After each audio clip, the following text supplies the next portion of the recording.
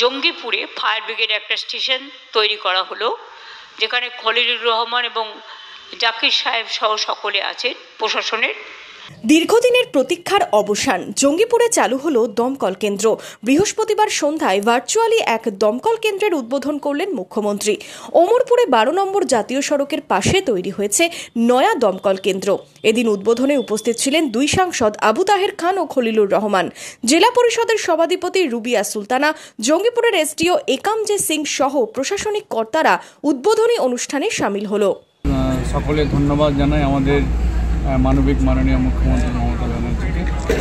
এই জঙ্গিপুরের বিষয়ে তিনি এই যে আমাদের ফায়ার ব্রিগেড বিষয় নিয়ে আর কি তিনি আমাদেরকে সেই সুনজরের দিকে দিয়েছেন। ইতিপূর্বে আমাদের জঙ্গিপুর মহকুমায় শুধুমাত্র আমরা শামসেরগঞ্জে একটা ফায়ার ব্রিগেড ছিল আর কি, যে ফায়ার ব্রিগেডের ওপরে ফারাক্কা থেকে শুধু লালগোলা আর একদিকে নবগ্রাম খড়গ্রাম পর্যন্ত শামসেরগঞ্জের উপর নির্ভর করতে।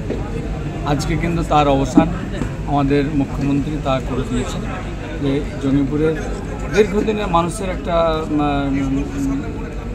ডিমান্ড ছিল যে এখানে ফায়ার ব্রিগেড হোক।